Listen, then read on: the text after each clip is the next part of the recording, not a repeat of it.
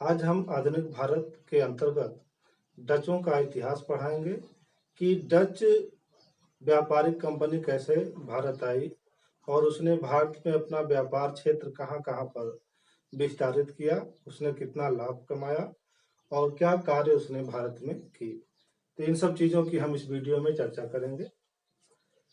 तो मित्रों, जैसा कि आप लोग जानते हैं कि सर्वप्रथम यूरोपीय व्यापारी कंपनियों में पुर्तगाली कंपनी भारत आई और उसने भारत में अपना व्यापार करना शुरू कर दिया और काफी दिनों तक उसने व्यापार किया। जब पुर्तगाली भारत में व्यापार कर रहे थे उस समय यूरोप के देशों में भारत के साथ व्यापार करने के लिए अन्य देशों ने भी प्रयत्न किया, क्योंकि यहाँ से जो व्यापार यूरोप के साथ होता था उससे बहुत ज़्यादा लाभ प्राप्त होता था। तो इसीलिए यूरोप के अन्य देशों ने भी सोचा कि हम भी भारत के साथ व्यापार करेंगे। तो इसी क्रम में एक देश था जो नीदरलैंड या हॉलैंड के नाम से जाना जाता है।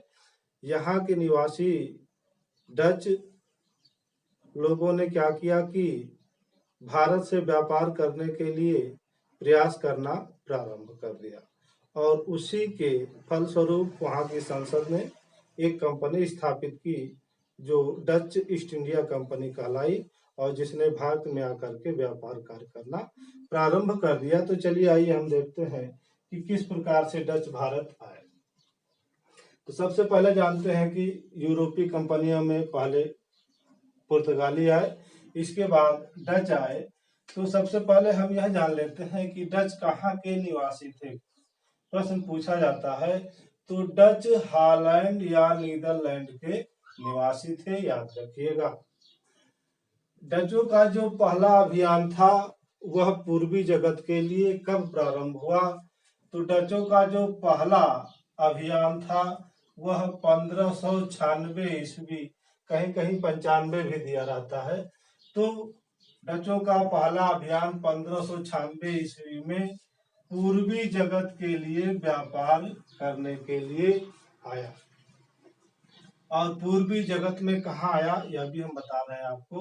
तो डचों का पहला अभियान 1596 ईस्वी में कार्नेलियस डेहस्तमान के नेतृत्व में पूर्वी जगत में व्यापार करने के लिए आया और कहाँ पहुंचा? सुमात्रा एवं बैटम द्वीप में पहुंचा। यह सुमात्रा और बैटम द्वीप कहाँ थे? तो यह इंडोनेशिया क्षेत्र में छोटे छोटे द्वीप थे, उनमें से एक सुमात्रा था और एक बैटम था। इंडोनेशिया को उस समय मसाला द्वीप पुंज भी कहा जाता था। पूछा भी गया है कि मसाला द्वीप पुंज के नाम से कौन प्रसिद्ध था? तो इंडोनेशिया प्रसिद्ध था। तो पहला डच अभियान कार्नेलियस डेहस्तमान के नेतृत्व में 1596 ईस्वी में पूर्वी जगत में व्यापार करने के लिए आया और सर्वप्रथम कहाँ पहुंचा? तो सुमात्रा और बैटम द्वीप पहुंचा। तो यहाँ पहुंच करके कार्नेलियस डेहस्तमान ने सुमात्रा के राजा से संध की और उनसे अनुमति मांगी वहां व्यापार करने के लिए और अनुमति उसे मिल गई। इस प्रकार से डचों का व्यापार शुरू हो गया। कहाँ? सुमात्रा और बैटम द्वीप से। इसके बाद सुमात्रा और बैटम द्वीप के बाद जो डच थे अब वहां से वह भारत के लिए आए। तो पूछा जाए कि डच सबसे पहले कहाँ पहुंचे थे? तो सुमात्रा और बैटम द्वीप पहुंचे थे। इसके बाद वह डच भारत आए थे। जब पहला अभियान सफल हो गया कार्नेलियस डेहस्तमान के नेतृत्व में, तो डच की एक संसद थी। इस संसद ने निर्णय लिया कि एक कंपनी का निर्माण किया जाए और वह कंपनी क्या करेगी? पूर्वी जगत भारत और पूर्वी देशों के साथ व्यापार करेगी।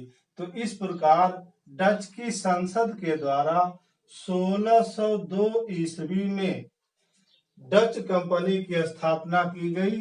किस नाम से? वेरेनिग्दे ओस्ट इंडिसे, वेरेनिग्दे ओस्ट इंडिसे कंपनी के नाम से स्थापना की गई। कब? 1602 ईस्वी में। और किसके द्वारा की गई? तो याद रखिएगा, डच संसद के द्वारा की गई। तो वेरेनिग्डे ओस्ट इंडिसे कंपनी की स्थापना हो गई। इसे United East India Company of Netherland भी कहा गया। तो अगर परीक्षा में पूछ ले कि वेरेनिग्डे ओस्ट इंडिसे कंपनी किस देश की थी, तो क्या कहेंगे कि हॉलैंड या नीदरलैंड की थी, या डचों की यह कंपनी थी। डच संसद ने कंपनी की स्थापना कर दिया 1602 ईस्वी में। अब उसके लिए उसने क्या किया कि कुछ नियम कानून भी बनाए। जैसे कहा कि उसने कि आप 21 वर्षों के लिए भारत और पूर्वी देशों के साथ व्यापार कर सकते हैं। तो डच संसद ने कंपनी के लिए क्या कहा कि 21 वर्षों के लिए आप भारत तथा पूर्वी देशों के साथ व्यापार कर सकते हैं। आपको यह अधिकार दिया जाता है कि आप पूर्वी जगत जाएं और वहां पर व्यापार शुरू करें, संधि करें, युद्ध करें और स्थल जो प्राप्त करें, इन सारे चीजों के लिए आपको अधिकार दिया जाता है। तो 21 वर्षों के लिए उन्हें अधिकार पत्र मिल गया। अब जो यह कंपनी स्थापित हुई थी, इस कंपनी की स्थापना में कितना पैसा लगा था, तो याद रखिएगा कि यह जो कंपनी थी, यह कंपनी में जो पैसा लगा हुआ था वह 65 लाख गिल्डर, 65 लाख गिल्डर जो कि वहां की मुद्रा थी। तो 65 लाख गिल्डर जो थी वह व्यापारी कंपनी की प्रारंभिक संयुक्त पूंजी थी।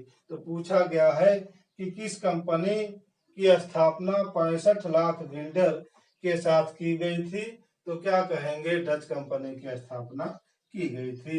21 वर्षों के लिए अधिकार में मिल गया। संयुक्त पूंजी के निर्माण में 65 लाख गिल्डर भी लगा दिया गया। इसके बाद संसद ने क्या किया कि कंपनी का संचालन भी तो करना था। तो कंपनी के संचालन के लिए 17 सदस्यीय, याद रखिएगा, 17 सदस्यीय एक बोर्ड का निर्माण किया गया। और यह 17 सदस्यीय बोर्ड ही क्या करता था? डच कंपनी का संचालन करता था। तो पूछा जाए कि डच कंपनी में कुल कितने सदस्यीय बोर्ड का निर्माण किया गया था, तो 17 सदस्यीय का। ये लोग क्या करते थे? तो कंपनी का संचालन करते थे।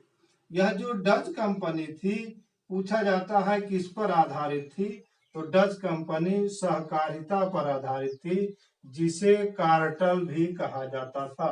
यानी डच कंपनी जो थी सहकारिता अर्थात कार्टेल पर आधारित थी। बहुत पूछा गया क्वेश्चन है कि भारत के साथ सर्वप्रथम संयुक्त पूंजी के साथ व्यापार किस यूरोपीय कंपनी ने प्रारंभ किया था, तो क्या कहेंगे? डच ईस्ट इंडिया कंपनी ने प्रारंभ किया था। यह बात याद रखिएगा। संयुक्त पूंजी के साथ सर्वप्रथम व्यापार भारत के साथ प्रारंभ करने वाली कंपनी कौन थी? तो डच कंपनी थी। तो 1605 ईस्वी में, देखिए 1605 ईस्वी में क्या होता है कि डचों ने अपनी पहली फैक्ट्री स्थापित। 1605 ईस्वी में डचों ने अपनी पहली फैक्ट्री स्थापित की। और कहाँ स्थापित की? तो मसूलीपट्टनम, याद रखिएगा, बहुत पूछा जाता है कि डचों की पहली फैक्ट्री कहाँ स्थापित हुई थी, तो मसूलीपट्टनम में स्थापित हुई थी। कब? 1605 ईस्वी में। मसूलीपट्टनम कहाँ पड़ता है? तो आंध्र प्रदेश में पड़ता है। पूछा जाता है कि डचों की प्रथम फैक्ट्री का संस्थापक कौन था, तो याद रखिएगा डचों की प्रथम फैक्ट्री का संस्थापक वान दे रहंगे था। वान दे रहंगे जो था वह डचों की भारत में प्रथम फैक्ट्री के स्थापना का संस्थापक माना जाता है। और इसने स्थापना कब की थी? 1605 ईस्वी में। कहा? मसूलीपट्टनम में की थी। इसी क्रम में डचों ने दूसरी फैक्ट्री भी स्थापित कर दी। और यह दूसरी फैक्ट्री कहाँ स्थापित की गई? तो पेत्तोपोली नामक स्थान पर डचों की दूसरी फैक्ट्री स्थापित की गई। पेट्रोपोली अर्थात निजामपट्टनम में डचों की दूसरी फैक्ट्री स्थापित की गई। प्रथम मसूलीपट्टनम में, याद रखिएगा, दूसरी पेट्रोपोली में स्थापित की गई। डच फैक्ट्रियों के प्रमुख, याद रखिएगा कि डच फैक्ट्रियों के प्रमुख को क्या कहा जाता था, काफी क्वेश्चन पूछा गया है। तो जो डच फैक्ट्रियों के प्रमुख होते थे उन्हें फैक्टर कहा जाता था, याद रखिएगा। फैक्टर कौन थे, तो यह डच कंपनी के प्रमुख थे। इसी प्रकार जो डच कंपनी के निदेशक होते थे उन निदेशकों को क्या कहा जाता था, तो उन्हें भद्रजन 17वां कहा जाता था। याद रखिएगा कि भद्रजन 17वां नामक अधिकारी या निदेशक किस कंपनी से संबंधित थे, तो डच कंपनी से संबंधित थे। 1610 ईस्वी में डचों ने क्या किया कि चंद्रगिरी के राजा से संधि कर ली और उनसे आज्ञा प्राप्त की, क्या कि पुलिकट में एक फैक्ट्री स्थापित करने के लिए। पुलिकट बहुत ज्यादा फेमस हुआ, क्यों? पुलिकट में फैक्ट्री की स्थापना कर दी गई डचों के द्वारा। तो डचों ने क्या किया कि पुलिकट में ही उन्होंने अपना व्यापारिक मुख्यालय बनाया। पूछा जाता है कि डचों का व्यापारिक मुख्यालय कहाँ था, तो पुलिकट में ही था। अब व्यापारिक मुख्यालय पुलिकट हो गया, तो यहीं पर इसी पुलिकट नामक स्थान पर डचों ने क्या किया कि अपने स्वर्ण सिक्कों की ढलाई करना शुरू कर दिया। और यह जो स्वर्ण सिक्के थे यह क्या कहलाते थे, तो यह पैगोडा कहलाते थे। पूछा गया है कि पैगोडा क्या है, तो स्वर्ण सिक्के हैं, किससे संबंधित है, तो यूरोपीय कंपनी डच कंपनी से संबंधित है। पैगोडा की ढलाई कहाँ होती थी, तो पुलिकट में होती थी। इसी पुलिकट नामक स्थान पर डचों ने क्या किया कि एक किले का निर्माण किया जिसे फोर्ट गेल्ड्रिया कहा गया। तो फोर्ट गेल्ड्रिया किला किस कंपनी से संबंधित है, तो डच कंपनी से संबंधित है। और फोर्ट गेल्ड्रिया किला कहाँ पर था, तो यह पुलिकट में था। पुलिकट में इस किले का निर्माण किया गया था। जैसा कि आप जानते हैं कि 1610 ईस्वी में पुलिकट में फैक्ट्री या कोठी की स्थापना की गई और उसे मुख्यालय बनाया गया, किसका, डच कंपनी का। तो 1610 से लेकर के 1690 ईस्वी तक जो पुलिकट था वह डचों का मुख्यालय बना रहा। लेकिन 1690 ईस्वी में क्या हुआ कि पुलिकट के स्थान पर नागपट्टनम, याद रखिएगा, पुलिकट के स्थान पर नागपट्टनम को क्या किया गया, डच कंपनी का मुख्यालय बना दिया गया। तो इस प्रकार डच कंपनी के दो मुख्यालय बने थे, कौन, एक तो पुलिकट और दूसरा नागपट्टनम। तो दोनों याद रखिएगा, कोई भी ऑप्शन में दे सकता है। इसके बाद हम देखते हैं कि किस प्रकार से डचों ने भारत में अपना विस्तार किया, अन्य द्वीपों में अपना विस्तार किया। तो 1619 ईस्वी में क्या हुआ कि डचों ने क्या किया कि मासाला द्वीप पुंज अर्थात इंडोनेशिया में जो छोटे छोटे द्वीप थे उन द्वीपों पर किसका अधिकार था, पुर्तगाली कंपनियों का अधिकार था। तो डचों ने 1619 ईस्वी में मासाला द्वीप पुंज में जो पुर्तगाली व्यापारिक कंपनी थी उसको हरा करके, एक स्थान था जाकर्ता, तो जाकर्ता के खंडहरों पर डचों ने क्या किया कि बैट बिया नामक नगर बसाया। याद रखिएगा, पूछा जाता है कि बैट बिया नामक नगर किसने बसाया था, तो डचों ने बसाया था। और किसके खंडहरों पर, तो जाकर्ता के खंडहरों पर बसाया था, याद रखिएगा।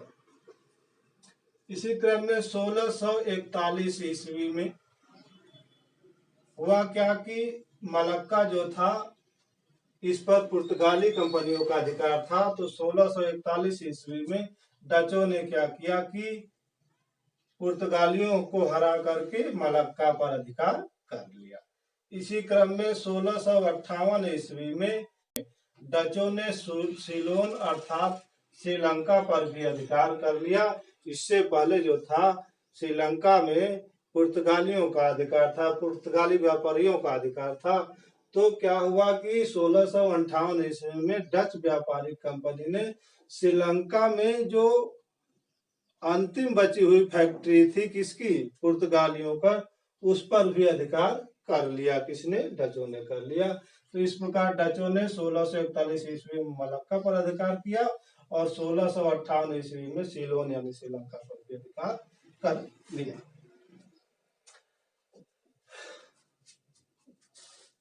सोलह सौ तिरसठ ईस्वी की घटना है। 1663 ईस्वी में क्या हुआ कि जो वर्तमान में यानी आधुनिक समय में जो कोच्चि नामक स्थान है, वहां पर डचों द्वारा एक किले का निर्माण किया गया और उस किले को क्या कहा गया, फोर्ट विलियम कहा गया। तो डचों द्वारा फोर्ट विलियम किले का निर्माण कहाँ किया गया, आधुनिक कोच्चि में किया गया। कब किया गया, 1663 ईस्वी में किया गया। पूछा जाता है कि बंगाल में प्रथम डच फैक्ट्री की स्थापना कब और कहां पर की गई थी। तो बंगाल में प्रथम डच फैक्ट्री की स्थापना पीपली नामक स्थान पर 1627 ईस्वी में की गई थी। 1627 ईस्वी में पीपली नामक स्थान पर बंगाल में प्रथम डच फैक्ट्री की स्थापना की गई थी। कि बहुत इंपॉर्टेंट है यह कि 1653 ईस्वी में हुगली के निकट चिनसुरा नामक स्थान पर डचों ने फैक्ट्री स्थापित। डच कंपनी ने हुगली के निकट 1653 ईस्वी में कहां पर फैक्ट्री स्थापित की थी, तो चिनसुरा में स्थापित की थी। इसी चिनसुरा में डचों ने क्या किया कि एक किले का निर्माण किया और उस किले का नाम दिया गया गुस्ताउस फोर्ट। तो याद रखिएगा कि डचों द्वारा गुस्ताउस फोर्ट का निर्माण कहाँ किया गया, तो चिनसुरा में किया गया, हुगली के पास। अब हम भारत में डचों द्वारा स्थापित की गई फैक्ट्रियों को देख लेते हैं, क्योंकि यहाँ से भी प्रश्न पूछे जाते हैं कि किन स्थानों पर या कहां कहां पर डच फैक्ट्रियां स्थापित थीं। तो हम उन चीजों को देखते हैं। जैसा कि आप जानते हैं डचों की प्रथम फैक्ट्री कहाँ स्थापित हुई थी, तो मसूलीपट्टनम में स्थापित हुई थी। कब, 1605 ईस्वी में। और किस राज्य में, तो आंध्र प्रदेश में। और कौन संस्थापक था, तो वांदे रहंगे संस्थापक था प्रथम डच फैक्ट्री का। इसी क्रम में जो इम्पोर्टेंट है फैक्ट्रियां उन्हीं को हम बता रहे हैं। तो जैसे पुलिकट में डच फैक्ट्री की स्थापना कब हुई, 1610 ईस्वी में, तमिलनाडु में पुलिकट पड़ता है। सूरत में डच फैक्ट्री की स्थापना कब की गई, 1616 ईस्वी में की गई। इसी प्रकार बिमलीपट्टनम में भी डच फैक्ट्री की स्थापना की गई। कब, 1641 ईस्वी में। कराईकल में भी डच फैक्ट्री की स्थापना की गई और वह 1645 ईस्वी में की गई। चिनसुरा में डच फैक्ट्री की स्थापना कब की गई, तो 1653 ईस्वी में। कहाँ पड़ता है चिनसुरा, तो यह बंगाल में पड़ता है। बहुत ही इंपॉर्टेंट है, याद रखिएगा। इसी क्रम में कासिम बाजार, पटना और बालासोर, कासिम बाजार, पटना और बालासोर में किस कंपनी ने अपनी व्यापारिक कोठियां स्थापित की थी, तो याद रखिएगा डचों ने की थी। कब, इन तीनों का काल एक ही है, 1658, 1658 और 1658। तो याद रखिएगा कासिम बाजार बंगाल में पड़ता है, पटना बिहार में और बालासोर जो है वो उड़ीसा में पड़ता है। तो कासिम बाजार, पटना और बालासोर में फैक्ट्रियों की स्थापना किसके द्वारा की गई थी, तो डचों के द्वारा की गई थी। कब, 1658 ईस्वी में की गई थी। इसी क्रम में नागपट्टनम में डचों ने 1659 ईस्वी में अपनी फैक्ट्री स्थापित की। तमिलनाडु, नागपट्टनम जो पड़ता है वह तमिलनाडु पड़ता है। इसी क्रम में डचों ने कोचीन में 1663 ईस्वी में अपनी फैक्ट्री स्थापित की। तो इस प्रकार आपने देखा कि मसूलीपट्टनम, पुलिकट, सूरत, बिमलीपट्टनम, कराईकल, चिनसुरा, कासिम बाजार, पटना, बालासोर, नागपट्टनम, कोचीन इत्यादि जगहों पर डचों द्वारा फैक्ट्रियों की स्थापना की गई। याद रखिएगा, काफी इंपॉर्टेंट है। मसूलीपट्टनम, पुलिकट, सूरत, बिमलीपट्टनम, कराईकल, चिनसुरा, कासिम बाजार, पटना, बालासोर, नागपट्टनम बहुत ही इंपॉर्टेंट है और इनको आप जरूर याद कर लीजिएगा। ये जो आप कासिम बाजार देख रहे हैं, ये कहाँ था? बंगाल में, पटना बिहार में, बालासोर उड़ीसा में। तो बंगाल, बिहार और उड़ीसा में, याद रखिएगा बहुत ही इंपॉर्टेंट तथ्य है कि बंगाल, बिहार और उड़ीसा में उस समय एक शासक था औरंगजेब। इसने क्या किया कि डचों को अधिकार दे दिया व्यापार करने का। कहा तो पूछा जाता है।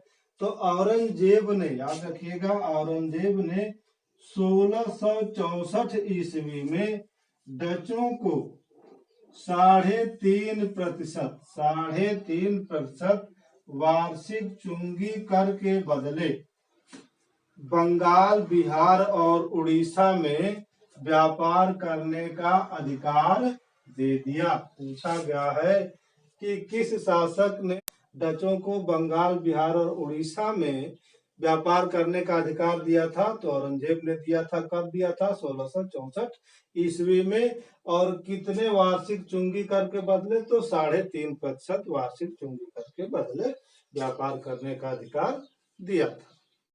अब हम देखेंगे कि भारत में डचों ने व्यापार किन किन चीजों का किया, किस चीज को उन्होंने सर्वाधिक प्रमुखता दी और भारत में उनके पतन का क्या कारण रहा। इन चीजों पर हम इस पोर्शन में चर्चा करेंगे। चलिए देखते हैं। तो डचों द्वारा भारत में व्यापार और निर्यात किन किन चीजों पर किया गया? तो मसाला, नील, कच्चा रेशम, सूती वस्त्र, अफीम, सोरा तथा सीसा, इन चीजों पर व्यापार करते थे और निर्यात भी इन्हीं चीजों का करते थे डच लोग। मसाला, नील, कच्चा रेशम, सूती वस्त्र, अफीम, सोरा और सीसा, याद रखिएगा इन चीजों का निर्यात डच कंपनी करती थी भारत से। भारत में जो नील का उत्पादन होता था वह उत्तर प्रदेश और मध्य भारत में होता था, जहां से डच लोग नील प्राप्त करते थे। यानी उत्तर प्रदेश और मध्य भारत से डच नील प्राप्त करते थे और इस नील को वो क्या करते थे, कहां से निर्यात करते थे? तो मसूलीपट्टनम एवं सूरत बंदरगाह से डचों द्वारा नील का निर्यात किया जाता था। काफी पूछा जाता है निर्यात। तो नील का निर्यात डच लोग किस बंदरगाह से करते थे? मसूलीपट्टनम और सूरत बंदरगाह से करते थे। प्राप्त कहां से करते थे? उत्तर प्रदेश और मध्य भारत से प्राप्त करते थे। इसी प्रकार क्वेश्चन पूछा गया है कि यूरोपीय कंपनियों में वह कौन सी कंपनी थी जिसने भारतीय वस्त्र यानी कपड़े को प्रमुख निर्यात की वस्तु बनाने का श्रेय प्राप्त किया था। यानी किस कंपनी को यह श्रेय दिया जाता है कि उसने भारतीय कपड़े को प्रमुख निर्यात की वस्तु बना दी थी? तो वह कौन सी कंपनी थी? वह डच कंपनी थी। इसी प्रकार डचों ने क्या किया कि भारत में उन्होंने मसालों के स्थान पर भारतीय कपड़ों के निर्यात पर अधिक महत्व दिया। तो पूछा जाता है कि किस कंपनी ने भारत में मसालों के स्थान पर भारतीय कपड़ों के निर्यात पर अधिक महत्व दिया था? तो वह कंपनी थी डच। इसी प्रकार वह कौन सी कंपनी थी जिसने कपड़े का निर्यात प्रमुख रूप से कोरोमंडल तट और बंगाल तथा गुजरात के भड़ौज बंदरगाह से करते थे? तो वह कंपनी थी डचों की कंपनी यानी डच ईस्ट इंडिया कंपनी। और इस तरह से भी घुमा के पूछा जाता है कि डच कंपनी कपड़े का निर्यात प्रमुख रूप से किस बंदरगाह से करती थी? तो कोरोमंडल तट के बंदरगाह से, बंगाल के बंदरगाह से तथा गुजरात के भड़ौच बंदरगाह से कपड़े का निर्यात करती थी डच कंपनी। इसमें कोरोमंडल तट को 2 बार पूछा गया है, याद रखिए। गुजरात का 1 बार पूछा गया है, तो इस चीज पर ध्यान रखिएगा काफी। इसी प्रकार से जो डच थे उन्होंने क्या किया कि कासिम बाजार, जो कि कहाँ पड़ता था? बंगाल में। कासिम बाजार में डचों ने क्या किया? एक रेशम का उद्योग खोला, यानी रेशम की चक्री का उन्होंने उद्योग खोला और यहाँ पर कच्चा रेशम तैयार किया जाता था और इस उद्योग में लगभग 3000 कारीगरों को उन्होंने वेतन पर रखा था। किसने? तो यूरोपीय कंपनियों में डच कंपनी ने रखा था। तो पूछा जाता है कि वह कौन सी यूरोपीय कंपनी थी जिसने भारत में सर्वप्रथम आधुनिक तरीकों से उद्योग की स्थापना करके और 3000 मजदूरों को या 3000 कारीगरों को वेतन पर रखा था? तो वह कंपनी कौन थी? डच कंपनी थी। 17वीं शताब्दी में सर्वाधिक मात्रा में रेशमी धागे का उत्पादन किस यूरोपीय कंपनी ने किया था? तो वह कंपनी थी डच कंपनी। यानी डचों ने 17वीं शताब्दी में भारत में सर्वाधिक मात्रा में रेशमी धागे का उत्पादन किया था। ये जो कच्चा रेशम था, इस कच्चे रेशम का निर्यात डच लोग कहाँ से करते थे? तो बंगाल से किया जाता था। पूछा गया क्वेश्चन है कि डच व्यापारिक कंपनी कच्चे रेशम का निर्यात कहाँ से करती थी? तो बंगाल से करती थी। जो डच कंपनी थी या जो डच लोग थे वह बिहार एवं बंगाल से सोरा प्राप्त करते थे। तो डच लोग सोरा कहाँ से प्राप्त करते थे? बिहार एवं बंगाल से प्राप्त करते थे। बंगाल से जो डच कंपनी थी वह कुछ प्रमुख चीजों का निर्यात भी करती थी, जैसे सूती कपड़े का निर्यात करती थी। कहाँ से? याद रखिएगा, बंगाल से। कच्चा रेशम का निर्यात कहाँ से करती थी? तो बंगाल से। और अफीम का निर्यात कहाँ से करती थी डच कंपनी? तो वह भी बंगाल से ही निर्यात करती थी। पूछा गया है कि सूती कपड़ा, कच्चा रेशम और अफीम का निर्यात डच कंपनी कहाँ से करती थी? तो बंगाल के बंदरगाह से करती थी। बंगाल के बंदरगाह से सोरा का भी निर्यात होता था। याद रखिएगा कि डच कंपनी सोरा का निर्यात कहाँ से करती थी? तो बंगाल के बंदरगाह से करती थी। इसी प्रकार जो डच थे वह भारत में अफीम कहाँ से प्राप्त करते थे? तो गंगा घाटी। याद रखिएगा कि गंगा घाटी से डच लोग अफीम प्राप्त करते थे और इस अफीम का वो करते क्या थे? तो जो भारत से अफीम प्राप्त होती थी डचों को, वो लोग इस अफीम को जावा एवं चीन को निर्यात करते थे। यानी भारत से प्राप्त अफीम को डच लोग जावा और चीन को निर्यात करते। परवर्ती 17वीं एवं प्रारंभिक 18वीं शताब्दियों में इंडोनेशिया द्वीप समूह में भारतीय अफीम के निर्यात पर किस यूरोपीय कंपनी का प्रभाव था? तो वह यूरोपीय कंपनी डचों की थी। डच एक ऐसी यूरोपीय कंपनी थी, भारत में जितनी भी यूरोपीय कंपनियां आई उनमें डच एक ऐसी यूरोपीय कंपनी थी जिसने अपने साझेदारों को सर्वाधिक लाभांश दिया। यानी सर्वाधिक लाभांश देने वाली कौन सी कंपनी थी? तो वह कंपनी थी डच कंपनी। इसने अपने साझेदारों को कितने % का लाभ दिया था? तो 18% का लाभ दिया था।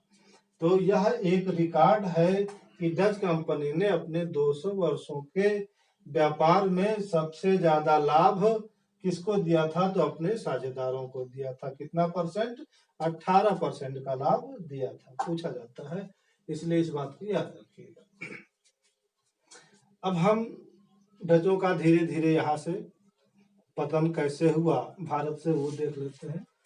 एक युद्ध था जिसका नाम बेदरा का युद्ध कहा जाता है। बहुत ही इंपॉर्टेंट है ये।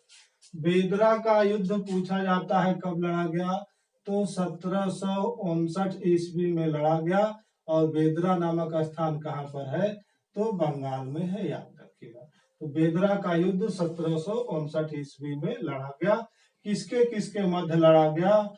तो डचों के मध्य और अंग्रेज, डच और अंग्रेजों के मध्य बेदरा का युद्ध 1759 ईस्वी में लड़ा गया।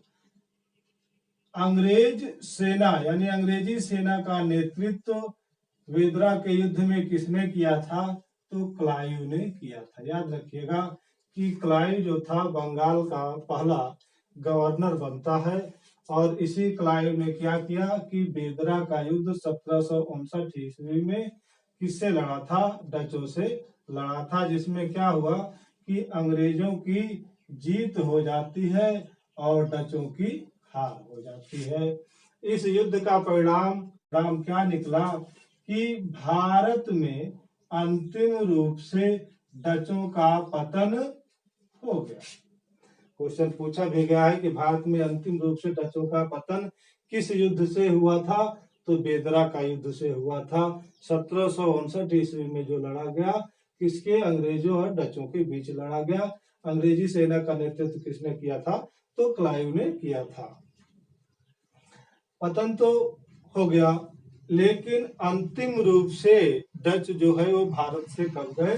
तो 1795 ईस्वी में 1795 ईस्वी में अंग्रेजों ने डचों को अंतिम रूप से भारत से निष्कासित कर दिया। पूछा गया क्वेश्चन है कि अंग्रेजों ने भारत से डचों को अंतिम रूप से कब निष्कासित किया था? तो 1795 ईस्वी में निष्कासित किया था। जबकि उनका पतन किस युद्ध से प्रारंभ हो गया था या पतन हुआ था किस युद्ध में? तो बेदरा के युद्ध में हुआ। डचों ने क्या किया कि भारत में व्यापार पर अधिक महत्व दिया। इन्होंने भारत की राजनीति में न तो कभी हस्तक्षेप किया और न ही रुचि ली। तो वह कौन सी यूरोपीय व्यापारी कंपनी थी जिसने भारत में व्यापार पर अधिक महत्व दिया और यहाँ की राजनीति में न तो कभी हस्तक्षेप किया और न ही रुचि ली थी? तो वह कंपनी कौन थी? डच कंपनी थी। भारत में डचों के पतन के क्या कारण थे और उन कारणों में से जो प्रमुख कारण है वह हम आपको बता देते हैं। कभी कभी परीक्षाओं में पतन के कारणों से भी पूछ लिया जाता है। तो देखिए, भारत में डचों के पतन के जो प्रमुख कारण थे उनमें से था कि अंग्रेजों की तुलना में जो डच नौ शक्ति थी यानी डच नौसेना थी वह क्या थी? कमजोर थी। अंग्रेजों की तुलना में डच नौशक्ति का कमजोर होना उसके पतन का भी एक प्रमुख कारण था। और मसालों के द्वीप पर अधिक ध्यान देना। जो डच कंपनी थी वह भारत की तुलना में मसालों के द्वीप पर अधिक ध्यान देती थी। इसी प्रकार आर्थिक स्थिति कमजोर होना डच कंपनी के पतन में एक कारण था कि आर्थिक स्थिति का कमजोर होना। डच कंपनी घाटे के बावजूद भी अपने साझेदारों को 18% का लाभ देती थी, जिसके कारण क्या हुआ कि कंपनी की आर्थिक स्थिति दिन पर दिन बिगड़ती चली गई। उसके पतन में एक कारण था कि अत्यधिक केंद्रीकरण की नीति। तो डच कंपनी के पतन का कारण क्या था कि अंग्रेजों की तुलना में नौशक्ति कमजोर होना, मसालों के द्वीप पर उनका अधिक ध्यान देना, आर्थिक स्थिति कमजोर होना और अत्यधिक केंद्रीकरण की नीति अपनाना, ये प्रमुख कारण थे जिससे कि डचों का भारत में पतन हुआ। दोस्तों, उम्मीद है वीडियो आपको अच्छी लगी होगी। अब मिलते हैं अगले वीडियो में।